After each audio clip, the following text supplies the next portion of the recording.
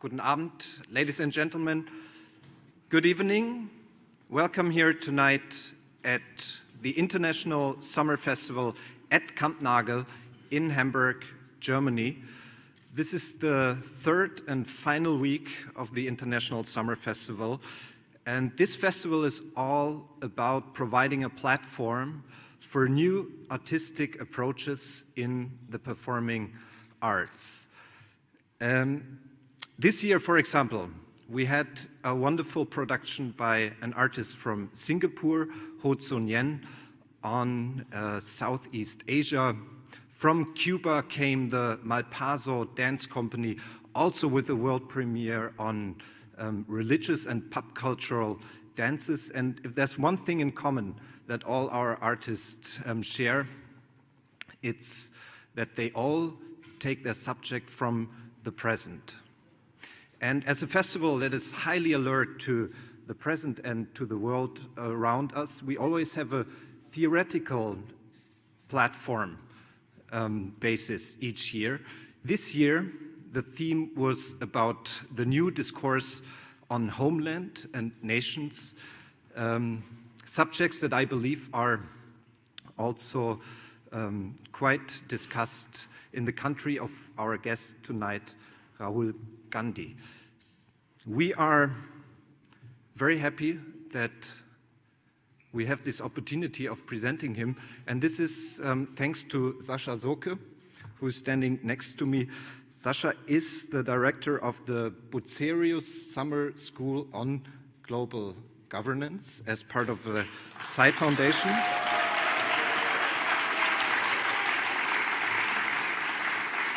And this is actually a collaboration that has been going on for some years now, and I'm very happy that we have such a high-profile speaker tonight.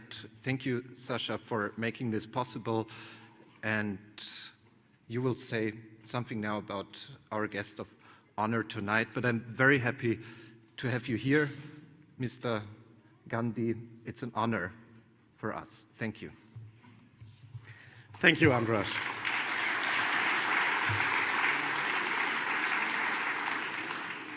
Meine Damen und Herren, dear ladies and gentlemen, excellencies, hello everyone, also on our video stream anywhere.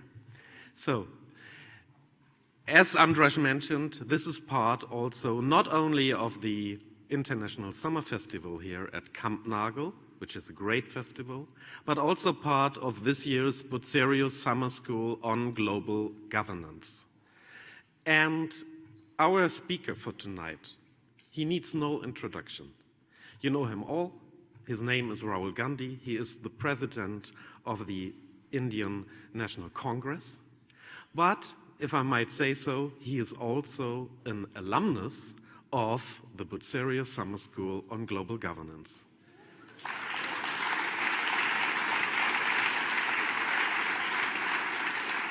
So you might ask yourself, what is this Bucerius Summer School on Global Governance? It's a 2-week seminar for young leaders. And Rahul Gandhi participated in 2005. And among our participants from all over the world, we have several high-ranking politicians, CEOs, and other people. And we are now very glad, and I would like to welcome him now. Welcome, Rahul Gandhi.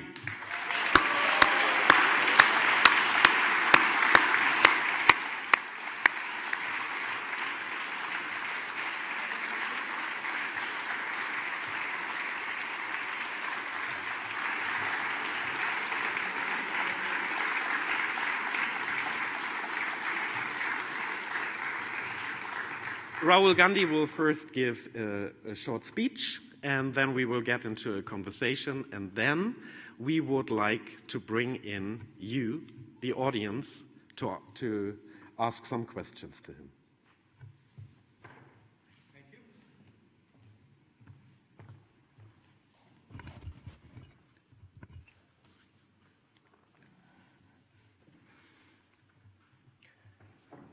Thank you very much for inviting me here this evening. It's an honor for me to come. As you mentioned, I was an alumnus of the Bucerius school. I spent a very nice time here in Hamburg. We learned quite a lot and had a lot of fun. So those were good days, and I'm happy to come back. I'm here to tell you a little bit about what is going on in my country and how that is relevant to the rest of the world.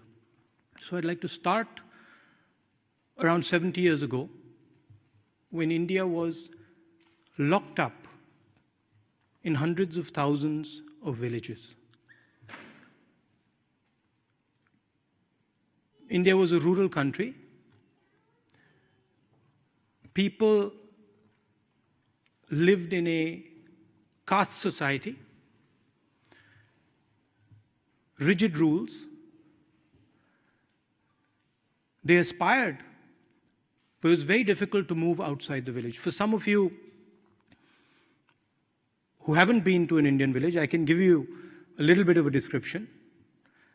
Most Indian villages are divided along caste lines. If you're a lower caste person, or if you were a lower caste person, for example, 70 years ago, you couldn't drink water from the village well. In certain spaces, certain villages, if your shadow fell on an upper caste person, the upper caste person would go and have a bath. And for all practical purposes, if you were from a lower caste or a backward caste, you pretty much had no mobility in the village. Forget about the country. 70 years ago, something beautiful happened in my country. We got independence, and we started a journey. A transition from a rural India to an urban India. A transition of imagination. A transition in the way India viewed itself, a transition in vision.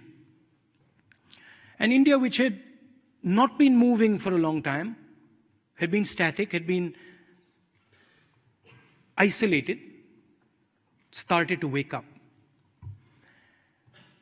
And a transition began slowly, and then it picked up speed.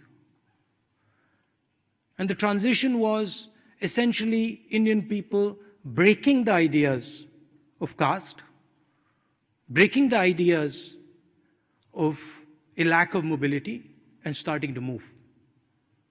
And it was enabled by the idea of one man, one vote, enshrined in our constitution. Similar transformation was taking place nearby.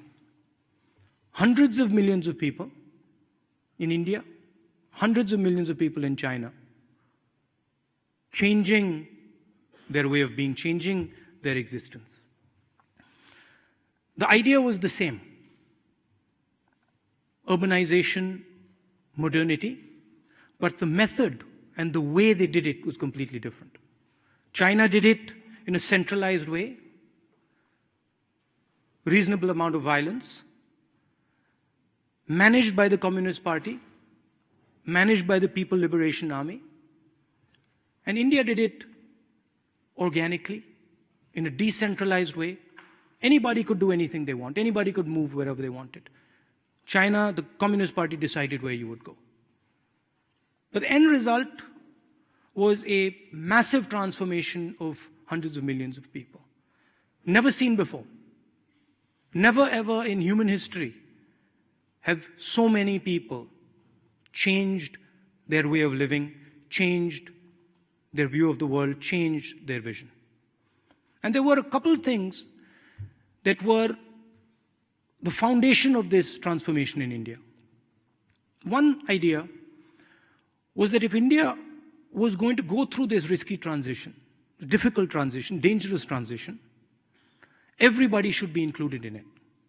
India should not transform itself for few people. India should not transform itself for just one community or one group of people. India should transform itself for every single Indian. Every single Indian should be able to aspire. many languages spoken in my country, many, many different states, different cultures, different ideas. We wanted all of them to be included in this sort of awakening, or in this transformation. The second idea was that this transformation would mean different levels of risk for different people. So poor people would face a higher risk in this transformation. They would have to make a much bigger change. They would have to move from a village to a city. The risks were much bigger. Certain communities, certain groups of people would struggle. Certain groups of people would require a cushion, maybe some help. Dalit communities, lower caste communities, tribal communities, minorities. So the idea was that as we transformed, the government should support its people, should help its people smoothen this traumatic transition, this traumatic change. So the government, pretty much all governments, until the last one, this one, 2014, Narendra Modi government, followed these two ideas very, very strongly. So for example, poor country like India guarantees 100 days of work to all its poor people. It's called the Guaranteed Employment Scheme. You can be anybody, any religion, you can speak any language. If you live in India, you're a poor person, you get 100 days of guaranteed employment. Right to food. Every single Indian person has the right to food. The state helps give them food, doesn't allow them to go hungry. The right to information. Doesn't depend on your religion. Any Indian person can ask their government about what is going on. And I can take you back a few years, bank nationalization, designed to give credit to many more people. So these were two of the fundamental ideas that pretty much every single Indian government held true, which has now been attacked and to a great extent damaged by the government in power today. They do not feel that every single person in India should have access to the fruits of this transformation. They feel that tribal communities, poor farmers, Dalit communities, lower caste people, minorities should not get the same benefits that the elite of the country get. And our point is that the risk was everybody's. Everybody took the risk, and we feel everybody should get the reward.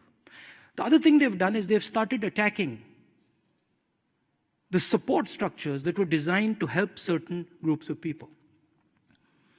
Very recently, a law that protected the Dalit community from violence was scratched down. The right to food was weakened.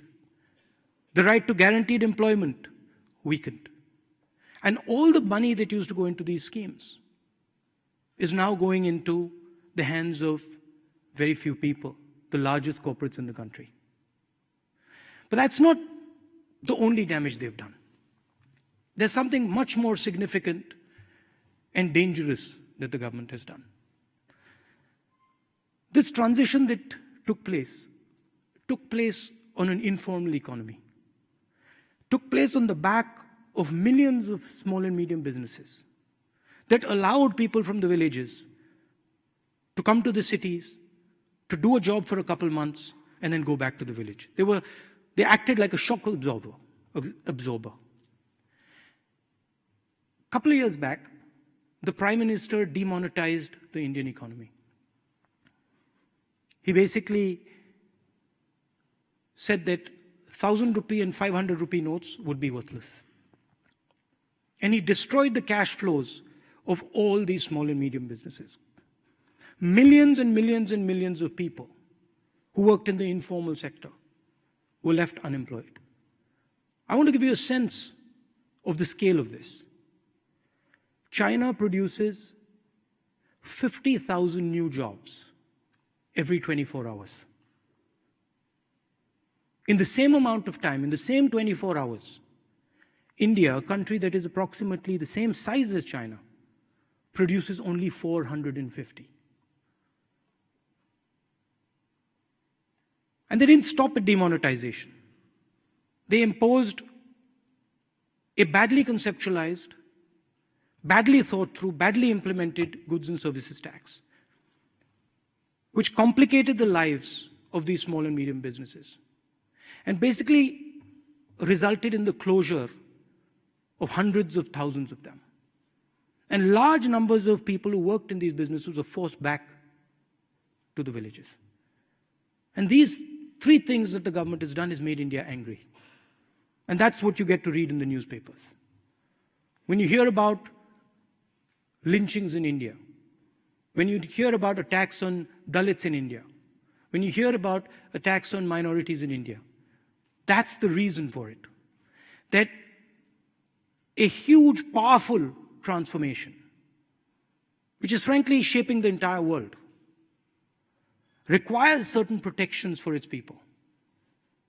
And that protection is being taken away. And India is reacting to that. It's very dangerous in the 21st century to exclude people. And I want to give you a small example. A strong example, but a small, strong example. The United States attacked Iraq in 2003. And one of the first things they did was Executive Order 1 and Executive Order 2, which is in common parlance called de-Baathification. But in fact, it was a law that stopped a particular tribe in Iraq from getting government jobs, a law that stopped them from getting jobs in the army. And there was a history to it, so it seemed like a very innocuous decision at the time. It took the United States a couple months to defeat Saddam Hussein's army. Hardly any Americans died. Very limited number of soldiers died. Few months after the invasion, the network that was excluded from jobs in Iraq, the Tikriti tribal network, linked up with the cell phone network in Iraq and with the network of artillery shells that were left in the villages. And you got an insurgency that fought the United States and caused massive casualties to the Americans. And it didn't end there. That insurgency slowly entered empty spaces. It entered the empty space in Iraq. It entered the empty space in Syria.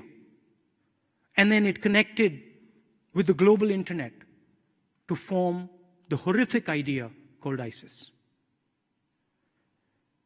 And I'm explaining this because if you don't give people a vision in the 21st century, somebody else will give them one. And that is the real risk of excluding large numbers of people from our development processes. Every country faces this risk. If you don't embrace people, if you don't give people a vision, somebody else is going to do it. And that vision might not be a vision that is good for you or good for the world. I want to end by telling you about a conversation I had many years ago with the ex-Defense Secretary, Robert McNamara, which has stayed in my mind. He had come to India and I asked him, what was your experience in the Vietnam War? What was your takeaway from the Vietnam War? And he said to me, you know, Rahul, during the war we used to talk to the Vietnamese. I used to talk to the Vietnamese generals. And we spent a lot of time talking to them. But we never listened to each other. It was only after the war, when I met those same generals, that I realized that what they were telling us was not what we were hearing. And what we were telling them was not what they were hearing. And he said that I wish that we had listened to them during the war. We would have saved many, many lives. And I think that's what is important in the 21st century. You can disagree with somebody, But in a connected world, you have to listen to what they're saying, where they're coming from. As I said recently, hate is a choice. I can fight you, I can take you on, I can compete with you, but hating you is something that I actively have to choose to do. And I think hate is a dangerous thing in a connected world. So what we do in India in the Congress Party, we work with our people, we bring them together, we try and carry as many of them as possible in this transition. And we find that when you actually go and listen to people, and they might be very different than you, they might have a different cultural background than you, they might speak a different language. But when you actually start listening to people and try to understand where they're coming from, you can get a hell of a lot done. So I'd like to end my talk by telling you that I think there is a lot of hatred in the world today, but there is not enough listening. And I think listening is something that is very, very powerful. So thank you for coming here.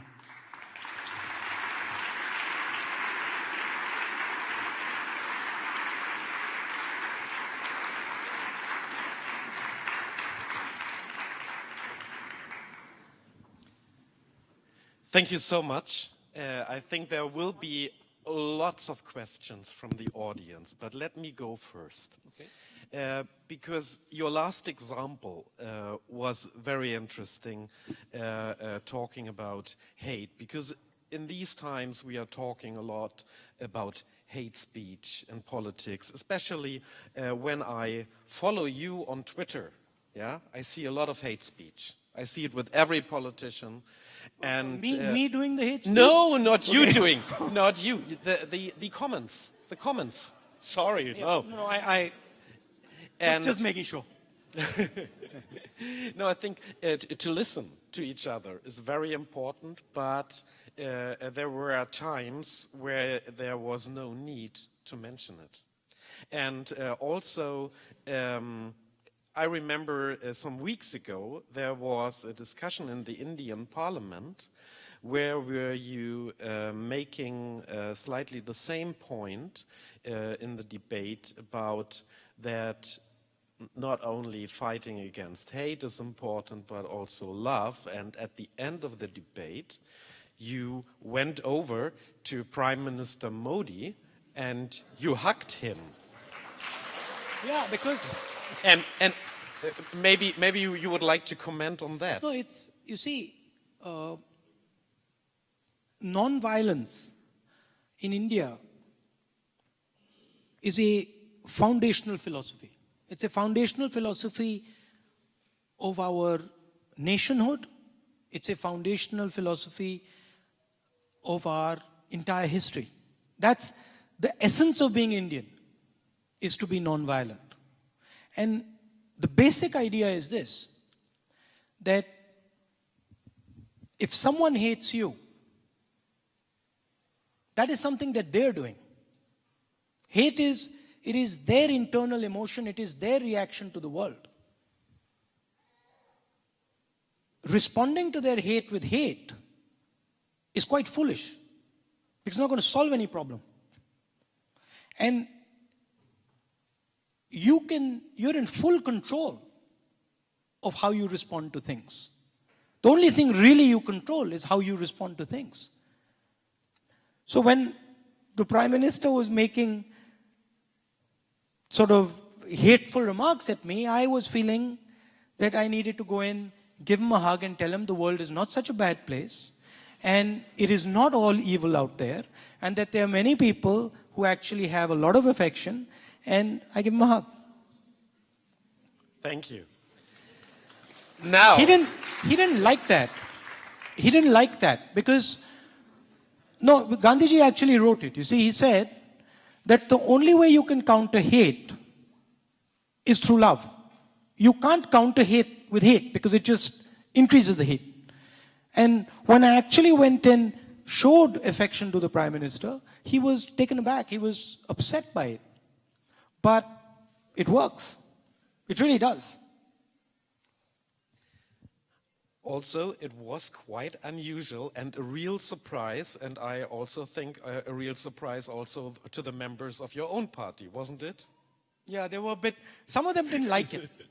Some of them told me later that, you know, you shouldn't have hugged him. But I disagreed. I said, no. I think the conversation, not only in India, the conversation on in the whole world, somehow people think that by hating other people, you'll get a solution. And I've seen in my own life that you simply won't get a solution.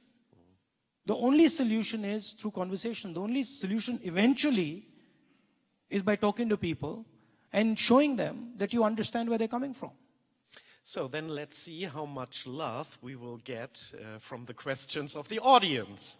So, as I mentioned, we have participants of this year's Bucerius Summer School with us from 33 different countries from all over the world. But I would like to bring in not only participants, but also members of the audience as well. I would like to start with a member of our participants. Over there, Noura, please. Thank you so much for this. Am I allowed to walk up and down? Or? Yes, of course. Oh. Okay, but now I have to stand in honor of you coming. No, you can't see. They can't see me. I guess I with can. the lights. We Please, can I'm stand sorry. here. Thank you so much for this most inspiring talk. I think in the world we live in today, we need more people like you to spread the love and remind us of what is truly important. My question is very simple and yet a complicated one. You cannot fight hate with hate, but how do you fight violence? Because today we see many parts of the world where there is violence. How would you suggest that we fight that? The only way you can fight violence is with non-violence. There's no other way. It's the same.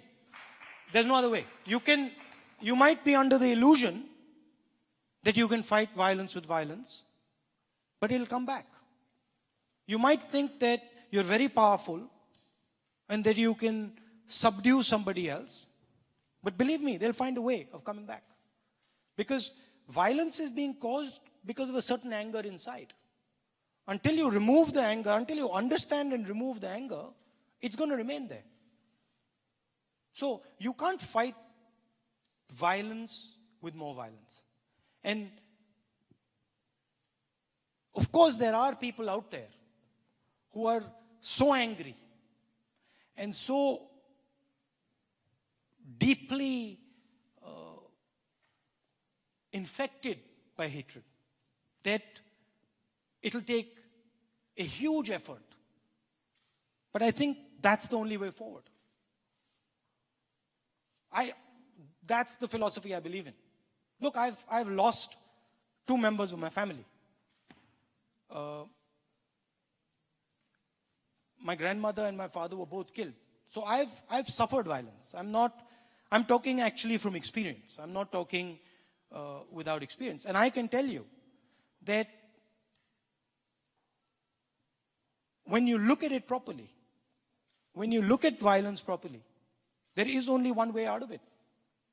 The only way you can move forward after violence is through forgiveness. There is no other way. And to forgive, you have to understand. You have to understand what exactly happened, why it happened. See, there is the common narrative is there is always someone at fault and someone who's not at fault. But if you go into the nuances, there are people at fault on both sides. And there are people trying to solve the problem on both sides. So it's working that.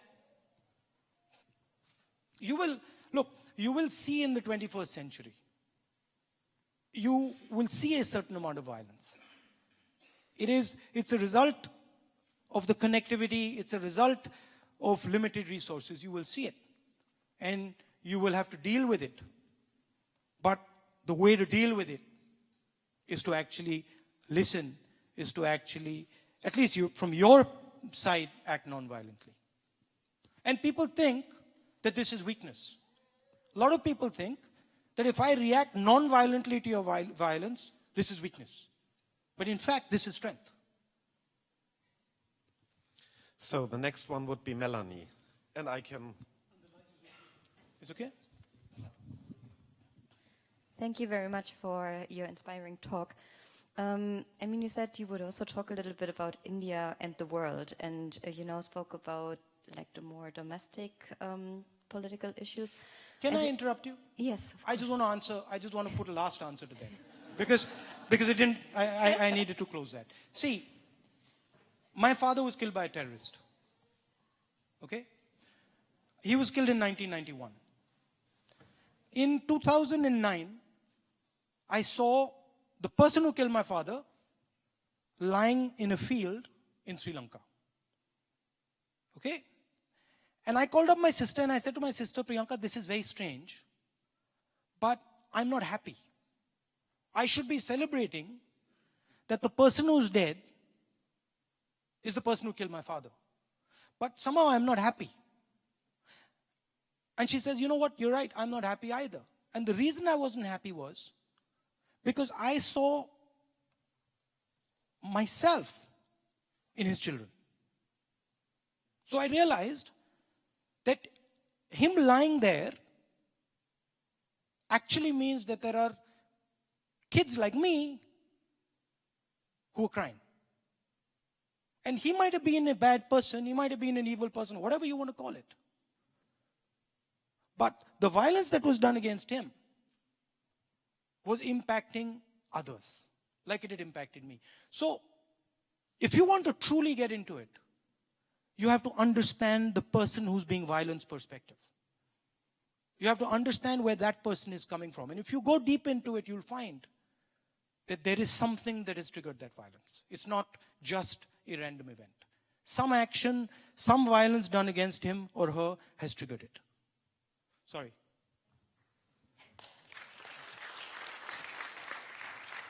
Sorry about that. No, I have to apologize because I will change the subject now completely.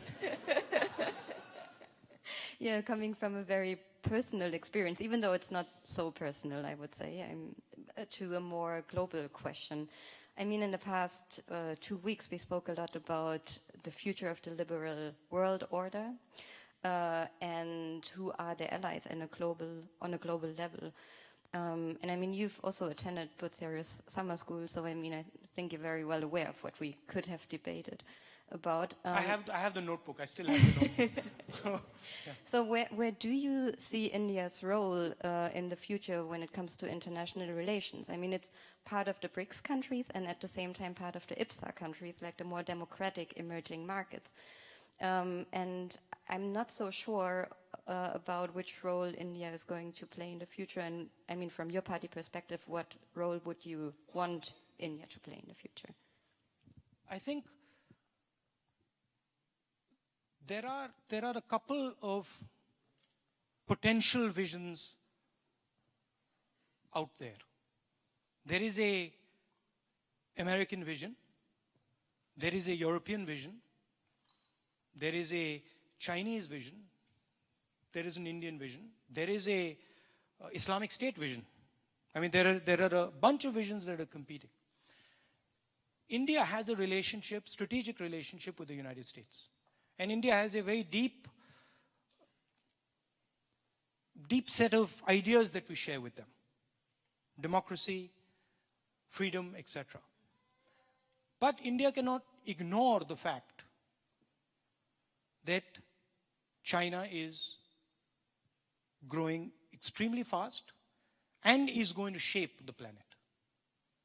So to me, India's role is actually to balance these two forces, much like Europe's.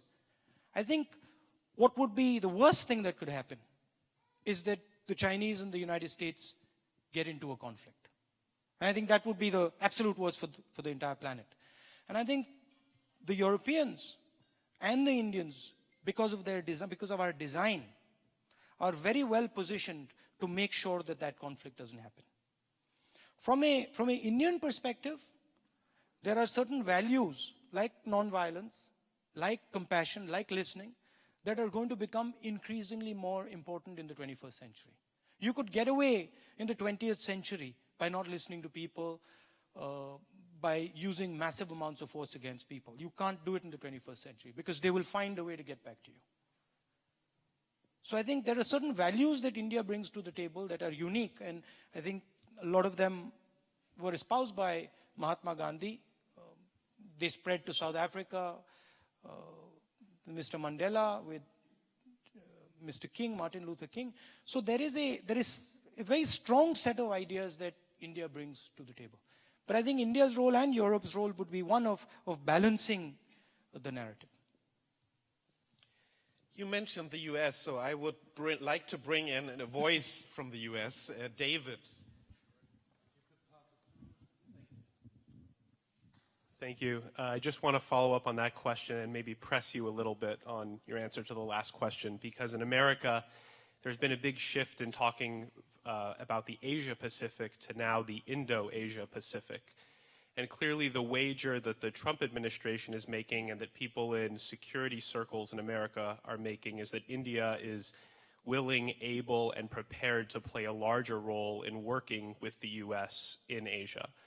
But it sounds to me, based on your last answer, that India views itself as more of an honest broker or a balancer between the United States and China. So is India going to go between the two, or is it willing to play a more active role with the United States, Australia, Japan, and others to uphold the liberal order in Asia? I mean, frankly, India is going to do what's in its self-interest, okay? But India has a relationship with the United States, and India shares a certain set of values with the United States. So yes, we are closer to the United States than we are to the Chinese. But the Chinese and the United States are both major players on the planet. And India, frankly, sees itself as similar. I mean, we actually, to be blunt with you, someone asked an Indian leader, do you lean left or do you lean right? And she responded, no, we stand straight. So I think that's really the answer. What is in India's interest is what India will do. But we have a very good friendship with the United States. I think we have time for 3 or 4 more questions. I would like to take somebody from the back. First from the back and then there. Yeah? So please, I think the very last row, you. Yes. And if you could shortly introduce yourself, who you are. Hello. My name is Deepak Kapoor. I'm from India. I'm a Punjabi living in Hamburg for the last 6 years, managing European operations of an Indian multinational here. There is so much talk about hugs, and I would like to experience one to feel it. Sorry, you would like to experience? One to feel it. You would like to experience one to feel it. Oh, okay, there's no problem. Now or later? The opposition guys in parliament, they're very careful of me now.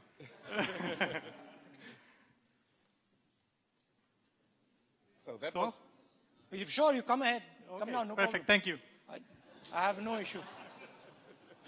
If it makes you happy, it makes me happy. I promise to bring in you. Yeah.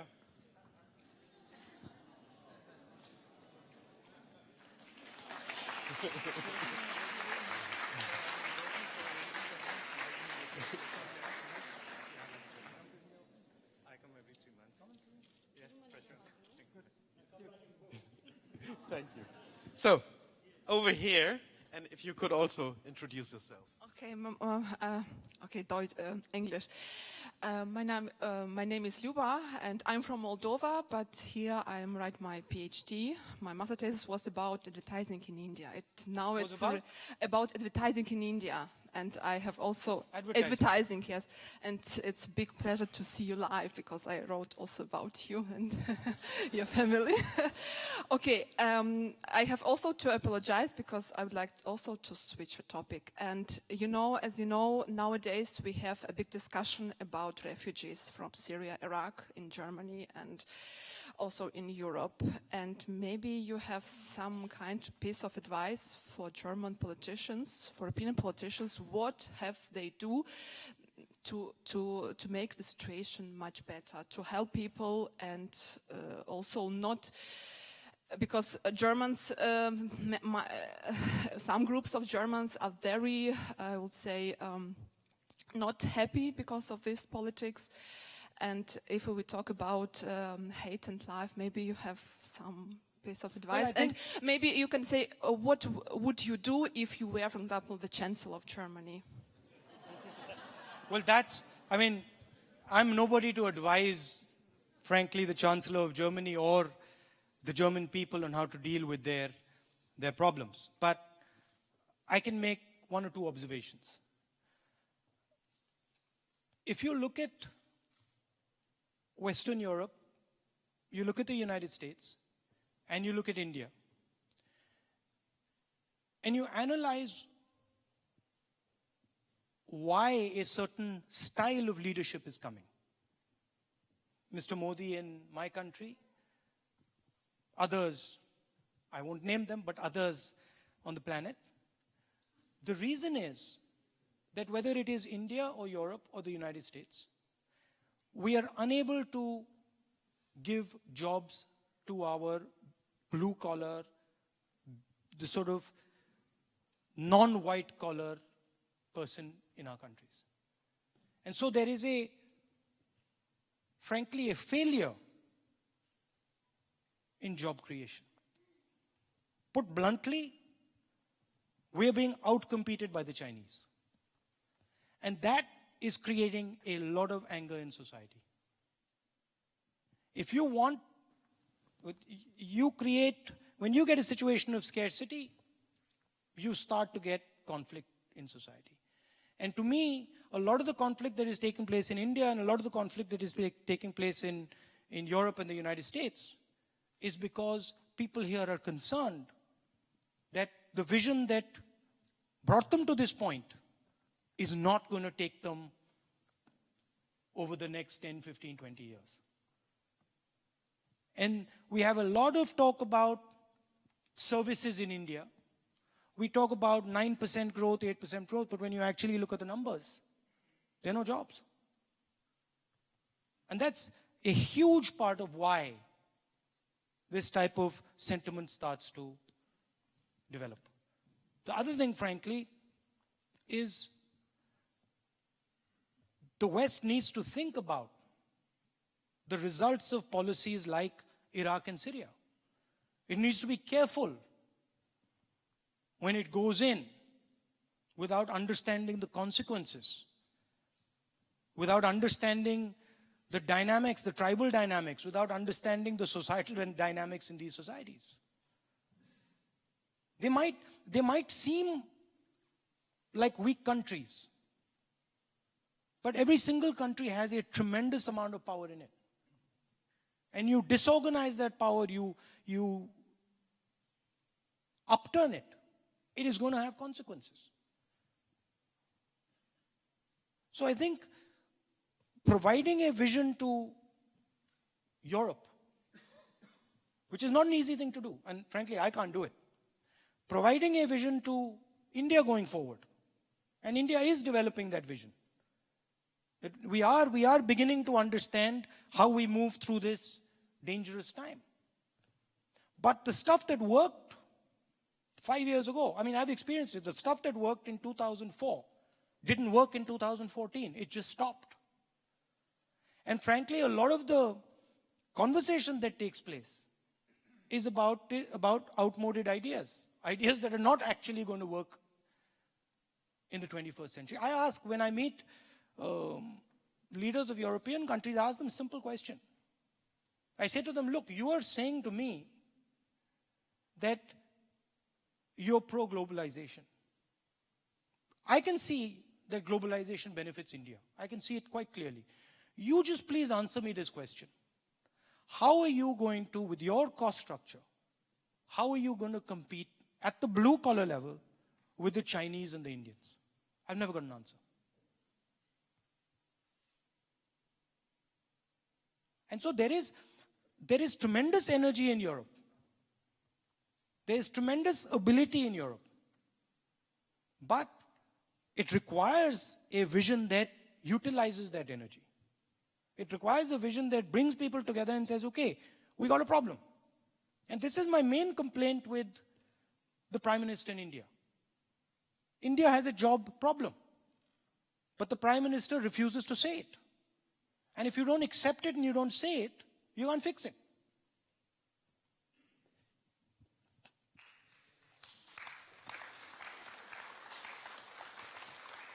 First of all, I apologize in advance. I think half of the audience wants to ask you a question.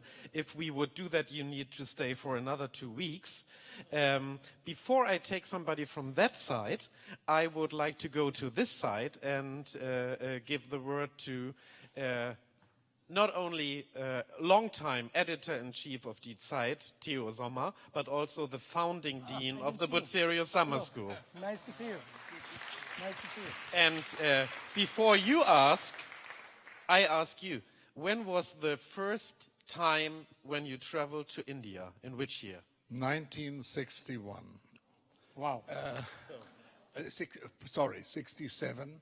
It was a conference of the International Institute of Strategic Studies in London. And your mother talked to us, your grandmother talked to us, sorry. Well, I have a question. Thank you. Here in Germany, all we talk about is about the Chinese century. And people have a feeling that India is limping far behind. So my first question is, are you catching up? And when will you have caught up? And my second question, what do you see for the future? There are problems between India and China. You have border skirmishes all the time. What is the line? Is it communication, cooperation, coexistence, or is it going to be confrontation and conflict? Thank you. I don't think, well, I hope it isn't conflict. Because a conflict between India and China or a conflict between China and the United States is something that not only India, but I don't think the world can afford that. So I don't think it's going to be conflict. I think it's going to be a mix of the other things that you said. I think it's going to be strategy. It's going to be cooperation sometimes. It's going to be pushing back other times. So I think you're going to get a mix of that. The other idea that you said, who's winning the race? Now, this makes it sound that there is something, there's one thing that we're racing towards. But that's not how it really is. Because frankly, we have a completely different vision of ourselves than the Chinese do. And what we value is different than what the Chinese value. So it's a completely different set of things that we are actually fighting for. We like the idea, for example, that anybody can say anything in India. Now, you might say to me, well, China is growing at 11% and India is growing at 9%. And I'll say to you, well, how many percent do you give the fact that anybody in India can say anything they want? I'll give that a couple percent. I'll give that maybe 3%. So where I run into a problem is a uniform sort of rule for what success is. I respect the German people enough to say, listen, how you define your future is up to you. That's why I didn't really tell you, I didn't give advice to the German people. I can't give really advice to you because it's your vision of the world. It's what you have to do. And you will make certain compromises that maybe I won't make, and I'll make certain compromises that you won't make. So it's not this reductive sort of, are you winning or are you losing? This is frankly 20th century stuff. 21st century is we're both winning. We're trying to win here, and I think you can win there.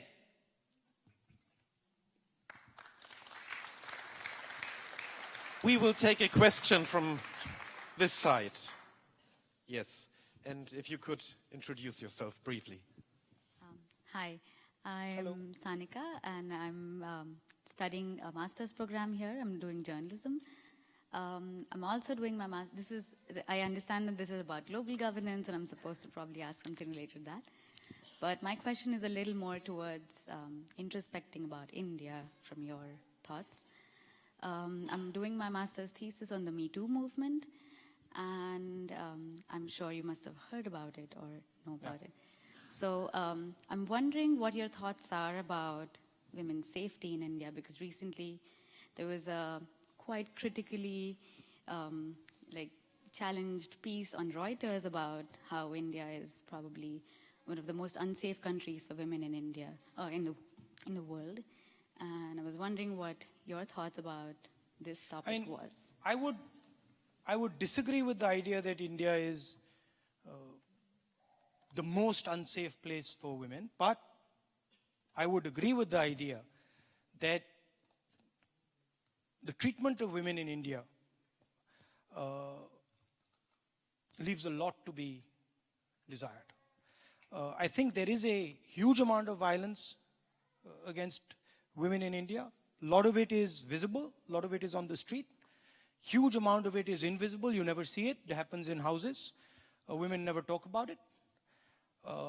I think it is a cultural issue. It is an issue of how Indian men view Indian women.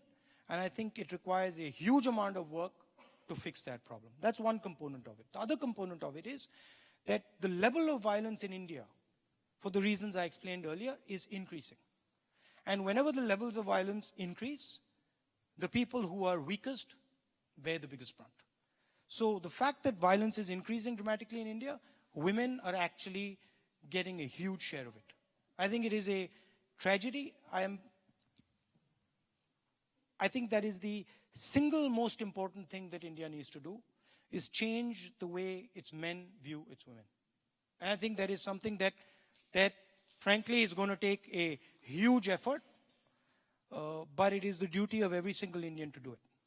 But from... Sorry, go ahead. But probably from a policy-oriented or as a policy perspective, a couple of things. When I look at political parties, I don't see women representatives. When I look at the House of Parliament, when I look at legislators, I don't see the amount of women that I should. Because if you don't put women in positions of power, you won't shape the laws.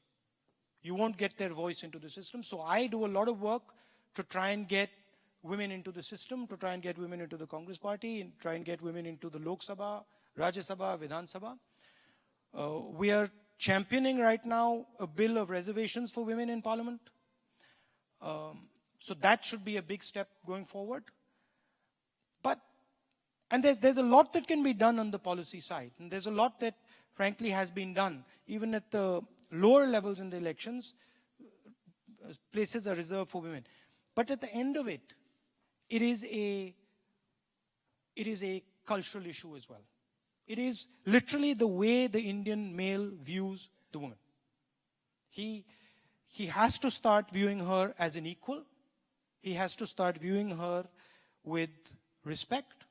He has to start treating her with respect. And I'm sorry to say that he doesn't.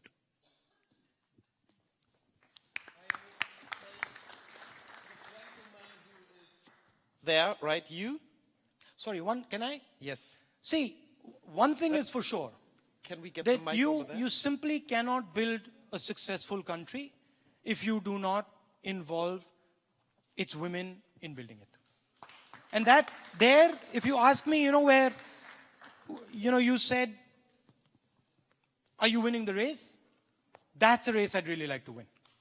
I'd give that a lot of weight. So now the mic is over there. Good evening, Mr. Gandhi. Good evening. My name is Richard Mantosh. I'm a lawyer from Kolkata originally. I'm studying my master's degree in law in Hamburg at present. So I had a very simple question. I've been trying to come up with intelligent questions, but the fact that you did already mention about China filling 50,000 jobs a day versus India filling 450 jobs a day.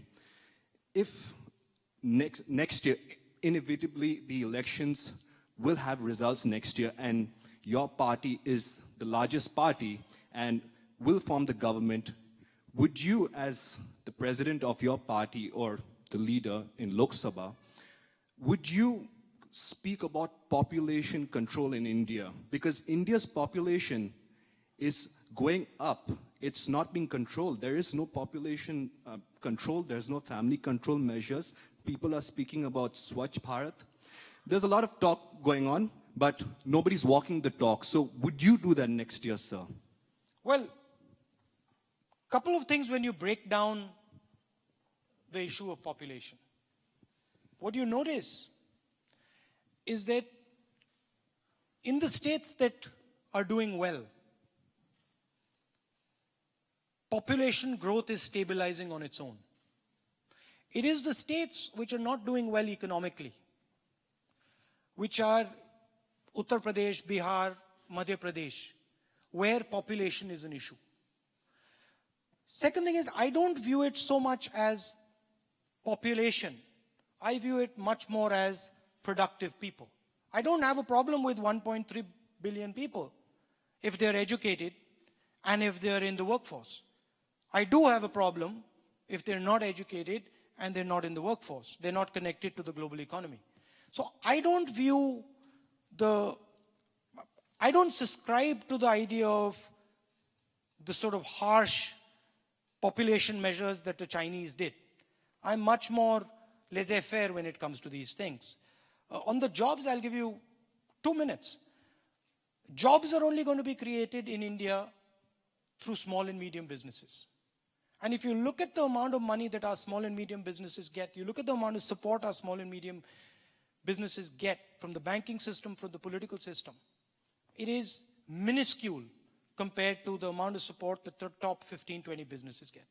So if you want to start competing with China and India, if you want to start competing and start creating jobs in India, you have to look towards small and medium businesses. And frankly, that's something that we can learn from the Germans, who have such a system and have shown the world that it can be extremely successful.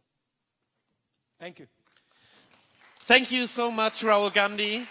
Am I done? We are already much over time. Okay.